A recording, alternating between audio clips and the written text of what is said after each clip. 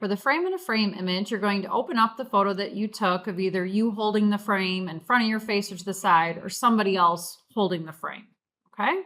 All right, from there you have to look at what type of frame you have. I have a rectangular or squarish frame, okay? If you have a hula hoop, you have a circular frame. So depending on what you have, you're going to choose either the rectangular marquee if you have a square rectangle, or the elliptical marquee if you have a hula hoop or a round frame. Okay, so I'm going to go with the rectangular one.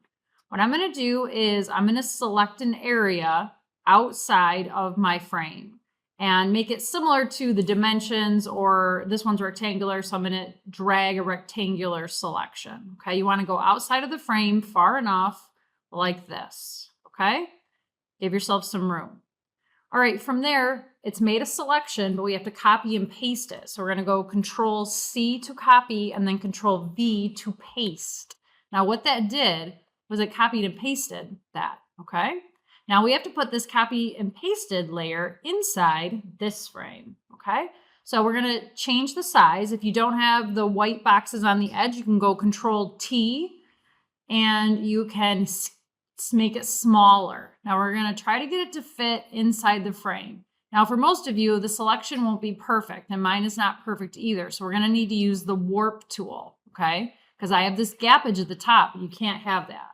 So what we're going to do now is we're going to go to Edit, Transform, and then we're going to go to this warp button, okay? We've used the warp before, maybe, I'm not sure. So when you hit warp, it's going to make it be taffy pull, okay? So you can move and stretch this to fit the edge of that frame pretty perfectly, okay?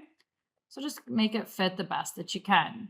When you're done, you do need to hit enter on your keyboard to get the warp to be permanent, okay? All right, now we're almost done. We have to paste it one more time, okay? Now we already have it copied, so we're just gonna hit Control V to paste it again. So if I just hit Control V, boom, here comes another one, okay? Same idea.